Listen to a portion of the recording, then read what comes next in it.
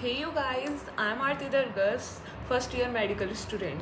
तो मैंने ना अभी रिसेंटली नीट 2025 का एग्ज़ाम दिया था। तो एग्ज़ाम के बाद ना सब एस्पिरेंट्स के मन में ना डर बैठ जाता है कि अब आगे क्या, लाइक काउंसलिंग को लेके कि काउंसलिंग कैसे करेंगे, कौन करेगा हमारी काउंसलिंग, हम कैसे करवाएंगे, सब कुछ कैसे मैनेज होगा।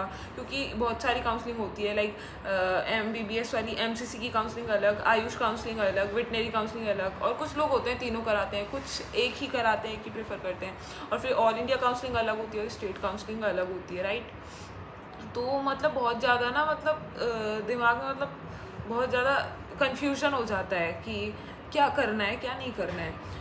और ये जो कोचिंग इंस्टीट्यूट्स वाले होते हैं ना, ये आपको मतलब बहुत से कुछ अच्छे होते हैं, कुछ बहुत से कोचिंग इंस्टीट्यूट्स वाले, बहुत से लोग ऐसे होते हैं जो काउंसलिंग के नाम पे आपको ठग लेते हैं। मतलब बहुत से ठग होते हैं जो बोलते हैं कि 5,000 रुपये तो आपकी काउंसलिंग हम कर देंगे, 3,000 रुपये तो आपकी काउंसलिंग हम कर देंगे।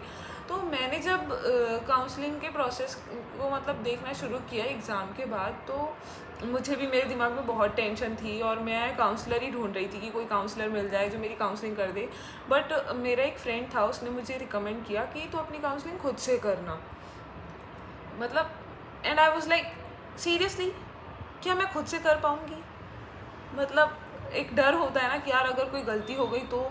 और कोई छोटी मोटी काउंसलिंग नहीं, लाइक 1,000-500 रुपये की बात नहीं, उसमें 20-20 हज़ार रुपये, 25-25 हज़ार रुपये हम लगाते हैं। तो व्हाट इफ़ अगर थोड़ी सी भी मिस्टेक हो गई और हमारे पैसे डूब गए, तो बहुत डर होता है दिमाग में। लेकिन आई अश्योर यू गाइस कि आप अपनी काउंसलिंग खुद से कर सकते हैं, और इवन फ़ोन से भी कर सकते हैं। मतलब बहुत से यूट्यूबर्स होते हैं जो बताते हैं कि फ़ोन से काउंसलिंग नहीं हो सकती। ऐसा बिल्कुल भी नहीं है, फ़ोन से हो सकती है। हाँ, अगर आपकी रैंक अच्छी है तो आप बहुत इजीली कर लोगे फ़ोन से काउंसलिंग। लाइक बहुत कम नंबर्स में अगर आपकी काउंसलिंग है तो आपको कॉलेज प्रेफरेंस फिल करने में आसानी होगी। लेकिन अगर आपकी रैंक बहुत हाई है, लाइक बहुत ज़्यादा डिजिट्स की है आपकी रैंक, तो फिर आपको फ़ोन में फिल करने में थोड़ी दिक्कत हो सकती है, क्योंकि फ़ोन में छोटी स्क्रीन होती है। बस स्क्रीन का ही फ़र्क है, बाकी ऐसा नहीं है कि आप कर नहीं सकते फ़ोन से। उसके लिए अगर आप कोई भी साइबर कैफ़े जाएंगे, लाइक ई मित्र की शॉप जाएंगे, तो वहाँ आप अपनी काउंसलिंग करवा सकते हैं मात्र 50 या 100 रुपये में। बाकी और कुछ नहीं है काउंसलिंग का, बस इतना ही कॉस्ट होता है। कोई 5,000 3,000 नहीं होता है। काउंसलर्स होते हैं जो आपको बोलेंगे कि आपको कुछ नहीं देखना है, आप बस 5,000 रुपये डिपॉजिट करा देना, अपना नाम, अपने क्रीडेंशियल्स जो भी हैं वो सब डिपॉजिट करा देना, बाकी हम देख लेंगे, आपको कोई टेंशन नहीं रहेगी। लेकिन स्टिल आपके दिमाग में टेंशन रहेगी अपनी काउंसलिंग को लेकर, वो चाहे कितना भी बोल दे, क्योंकि भाई पूरी साल मेहनत करी है, 1 साल की मेहनत लगाई है, तो दिमाग में टेंशन होना तो बहुत ही लाजमी सा है। और ये है कि वो बोलते हैं कि आपको काउंसलिंग की टेंशन लेने की ज़रूरत नहीं है, तो भाई 5,000 रुपये ले रहे हो, उसके बाद भी टेंशन ही दी तो क्या फ़ायदा है। तो हाँ, नहीं देते हैं वो टेंशन, लेकिन 5,000 रुपये क्यों पे करने हैं यार?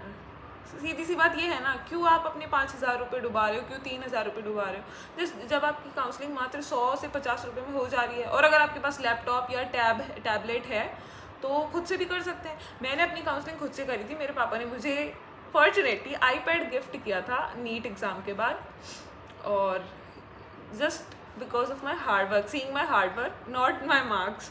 तो पेरेंट्स हमेशा हमारे लिए अच्छा ही सोचते हैं।